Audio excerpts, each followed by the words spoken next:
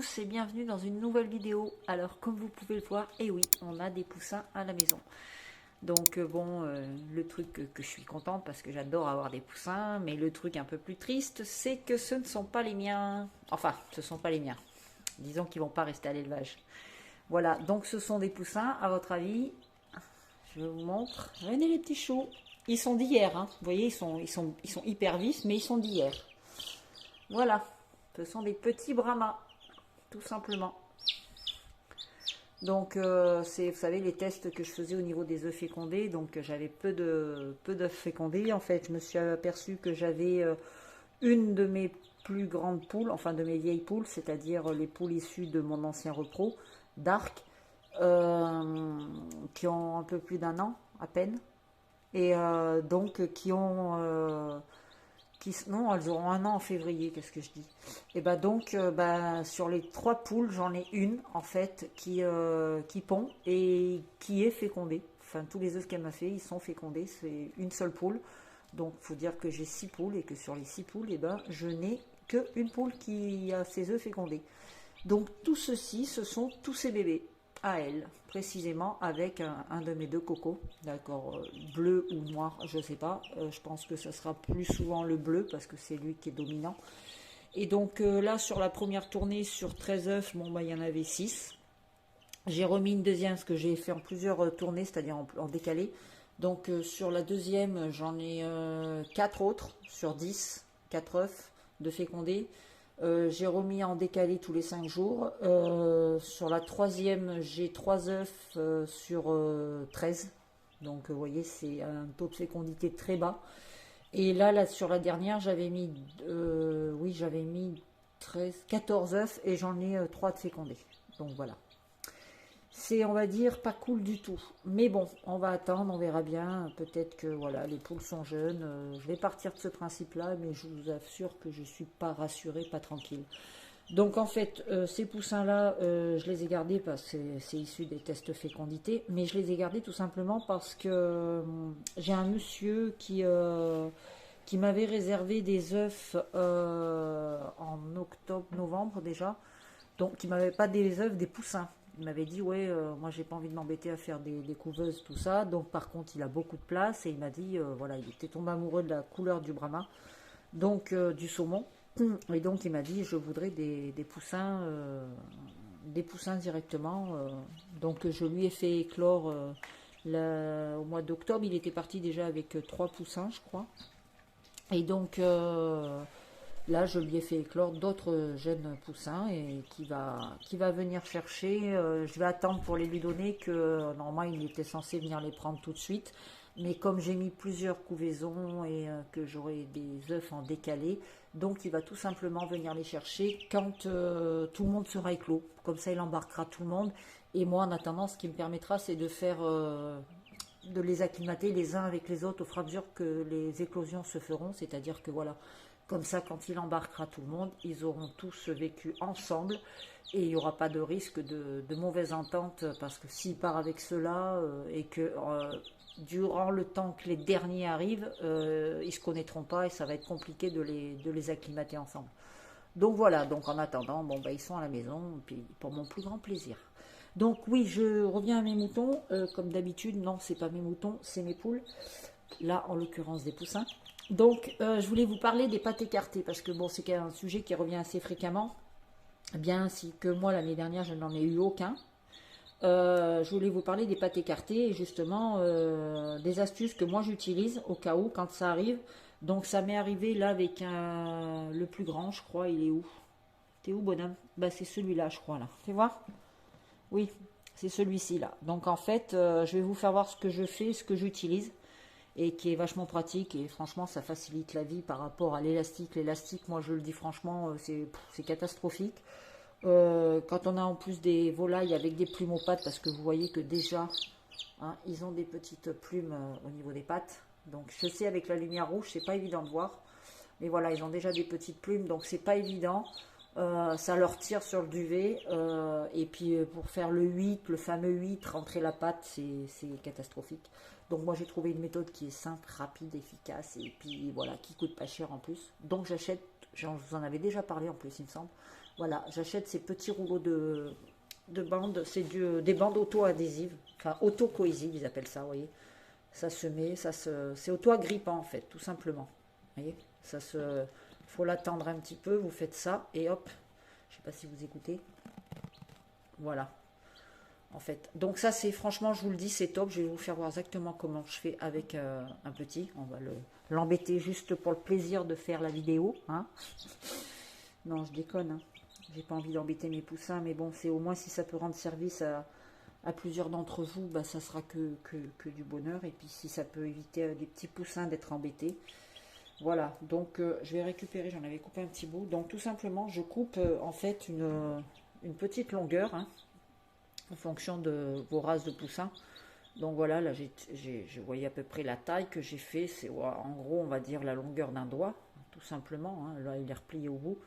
Donc voilà, et après je le recoupe parce que c'est quand même plus large, vous voyez.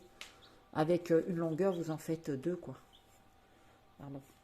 Voilà, je le recoupe simplement dans la largeur, je le coupe en deux, et puis ça me fait une petite bandelette comme ça. Donc, hop, je vais attraper un poussin, et puis je vais vous faire voir ça tout de suite. Allez, lequel qui se dévoue, Maurice? Lequel qui vient d'abord? Qui c'est qui vient vers moi? Qui c'est qui vient vers moi? Allez, le plus téméraire là. Oui, c'est toi? Toi? Toi ou toi? Toi, lequel? Oui, toi, t'es téméraire. Allez, viens me voir. Donc voilà. Alors, je l'attrape tout simplement. Je prends ici. Je viens, je lui mets là. Vous voyez.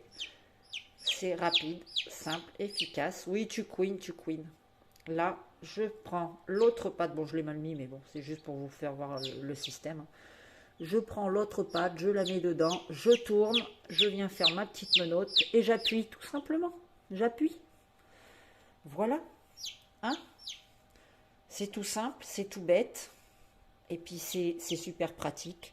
On pose le poussin. Bon, bah là, lui, il comprend pas parce que il n'avait pas besoin de ça. Voilà. Mais non, mon petit chat. Voilà, bah, il comprend pas pourquoi il n'allait pas t'attacher, hein. Voilà, sachant qu'il n'en a pas besoin. Donc voilà, tout simplement, vous voyez, c'est très pratique. Et puis pour le renlever, ben, vous prenez tout simplement, hop, ah, je suis pas devant la caméra, c'est pas bien. Hop, vous tirez là et ça se décolle. Mais oui, mon petit, je t'ai embêté pour rien. Voilà. Hop, tout simplement. C'est hyper pratique. Allez, viens voir toi. On va essayer sur toi. Hop, voilà, je vous remontre. On prend tout simplement, on fait ça. On appuie un petit peu pour faire reprendre. Alors, attendez, parce que là, je vois rien. Je suis derrière le téléphone.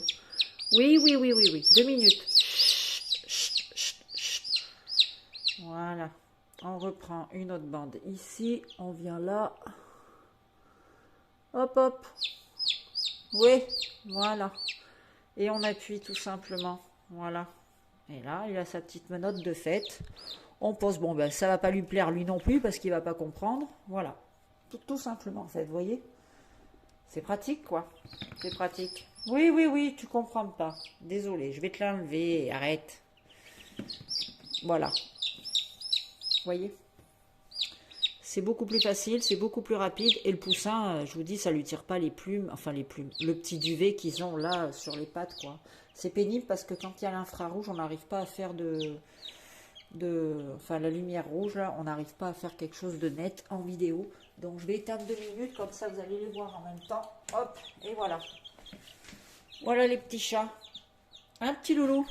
Donc, je leur ai mis, comme d'habitude, hein, on met de la miette pour poussin. Moi, je vous conseille, franchement, je vous le dis, je vois la différence. C'est le chaud crumble 1 et 2. C'est le crumble parce que vous avez chaud 1, vous avez chaud 2 et vous avez le chaud 1 et 2 qui s'appelle le crumble. Dedans, il y a un anticoccidien. Donc voilà, c'est génial pour les tout petits. Ça permet voilà, de les immuniser. Et bien sûr, de l'eau tout le temps. Ici, de l'eau, ici fraîche. Qu'on change évidemment tous les jours. Et surtout si vous avez des poussins qui sont dans comme ceux que j'ai dehors, que vous allez voir tout à l'heure, qui sont dans un enclos où il y a de la poussière, donc ça on le change tous les jours. Moi là en intérieur, je peux me permettre de le changer une fois tous les 2 jours. Et dedans, bien évidemment, j'ai mis des vitamines, c'est le petit Vita Poultry, je vous mets la petite photo là. Vitapoultry de chez Diatosphère, qui fonctionne très bien, qui renforce les poussins, qui renforce tout. Vous voyez, là, il n'y a pas de lumière, donc ils commencent à trouver que la température baisse, donc ils commencent à couiner. Voilà. Mais voilà des beaux petits piou-piou. Donc normalement, dimanche, j'en attends 4 autres. 5 jours après, j'en attendrai 3. Et encore 5 jours après, le 31 décembre, le 31, normalement, je dois avoir 3 autres qui arrivent les derniers. Ça en fera 16 au total. Donc le monsieur viendra les chercher à ce moment-là. Voilà, voilà les amis. Donc c'est parti, go pour, je vous montre pour baguer, comment je bague mes poussins. C'est parti. Oui, j'oubliais aussi, vous avez vu comme vous pouvez le voir, je les ai mis sous des alaises, sur des alaises tout simplement parce que habituellement j'utilise comme vous le savez ça, mais il ne m'en restait qu'un seul.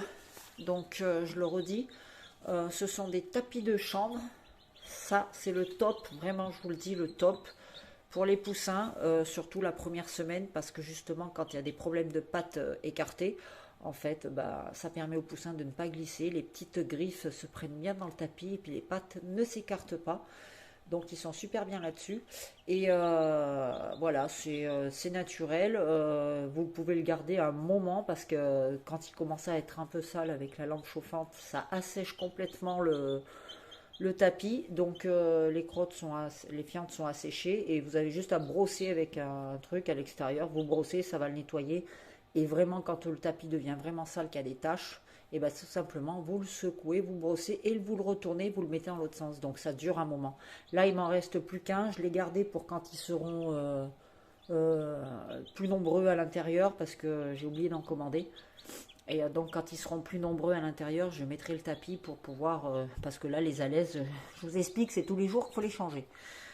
Enfin voilà, parce que moi j'aime bien quand même que ça reste propre. Donc voilà, voilà. Allez, c'est parti cette fois.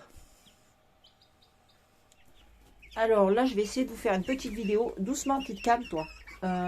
Ouais, je vais essayer de vous faire une petite vidéo parce que je dois baguer certaines poulettes qui commencent à être grosses. Donc notamment celle-ci. Les plus grosses ont été baguées déjà.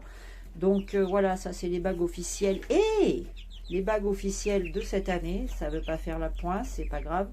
Donc ce sont des bagues pour ma part qui viennent, elles sont là, vous voyez, ici. Donc elles sont jaunes cette année.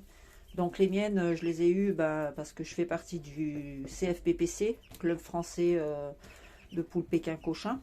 Donc voilà, c'est des bagues jaunes. Alors on peut voir là, j'ai notamment pris du 15. Les 16, je les ai laissés à la maison parce que le 16 correspond tout simplement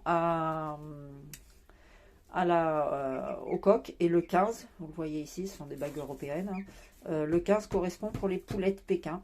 Voilà, il y a quelques années encore c'était en 14, là c'est passé en 15 tout simplement. Donc, et vous avez le numéro, l'identifiant de la poule qui est ici. Donc je vais essayer de vous faire la vidéo, je suis pas sûre d'y arriver parce que c'est pas évident. En plus là je suis dans un milieu très clos et avec de la poussière, sachant que je suis... avec la maladie de Lyme, je fais de l'emphysème et donc c'est compliqué pour moi de rester en milieu très poussiéreux comme ça. Donc bon, bref, c'est parti, on va essayer de faire ça. Donc tout simplement, le problème des Pékins, comme vous pouvez le voir, c'est qu'il y a des longues plumes aux pattes. Donc ça n'aide pas du tout. Voilà, c'est plutôt compliqué. Donc il faut s'y prendre maximum à 4 semaines, parce qu'après c'est trop tard, ça les fait souffrir. Donc je vais essayer de faire comme je fais d'habitude, mais là je ne peux pas me mettre... comme je fais d'habitude. Donc l'idéal, et foutez-lui la paix, arrête. Voilà, l'idéal est de remonter les plumes les plus longues et ici de venir attraper vraiment au maximum. Alors quand il y en a vraiment trop, en fait, ce qu'il faut faire, c'est enrouler comme du strap en fait, pour réunir toutes les plumes. Là, il y a le gros orteil qui est là. Donc on vient, on attrape, on essaye de faire passer un maximum. Il y a les autres en dessous qui sont en train de la piquer. Voilà, c'est pour ça qu'il faut s'y prendre assez tôt. Faire passer toutes les doigts, tout simplement. Voilà, et ensuite on remonte. On remonte. Et là, vous pouvez voir qu'il y a le dernier orteil qui est là.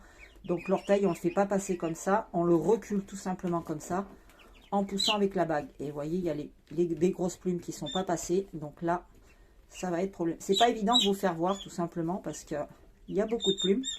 Donc, alors, attendez. Et levez-vous, arrêtez de la piquer. Donc, je reprends.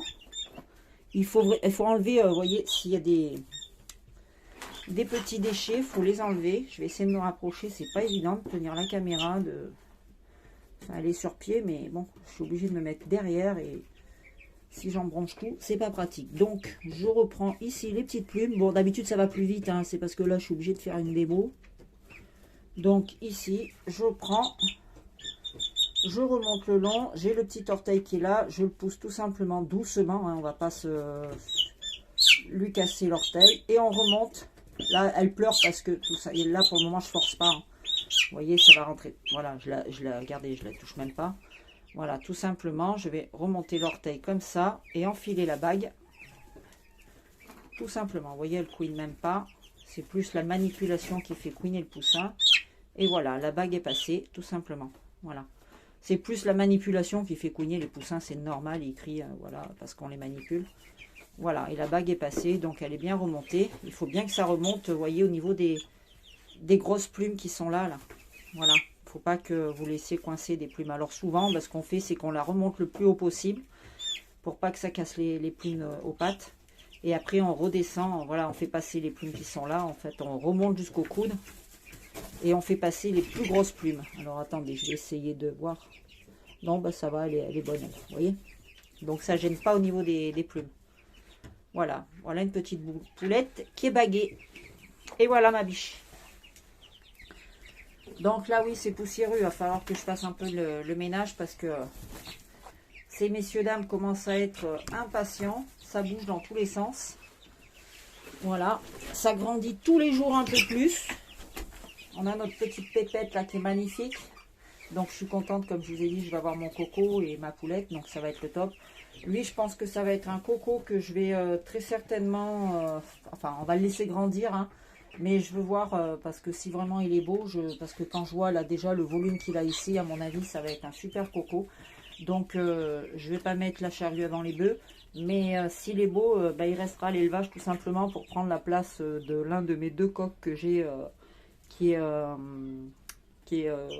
le parc des Cailloutés. Voilà. Et puis, s'il faut, je le mettrai en reproduction avec des poules splash, comme celle-ci.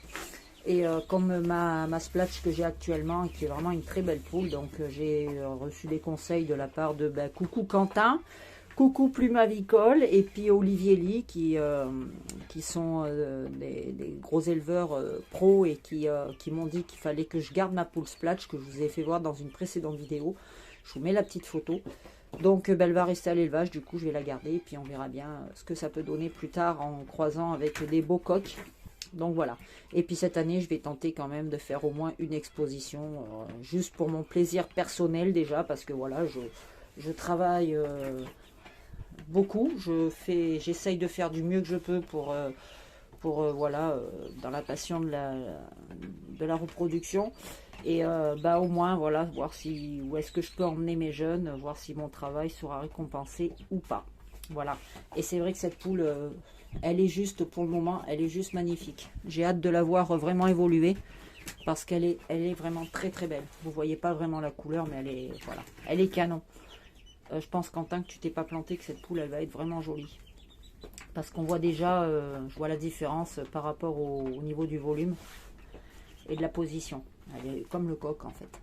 Et le coq, c'est la première fois que je vois que j'ai des petits coqs, que je sors des petits coqs avec des jolies crêtes.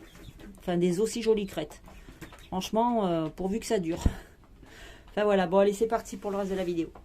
Alors, je vous fais voir vite fait la couveuse. Donc là, à l'intérieur, j'ai quelques œufs. Je vais ouvrir vite fait.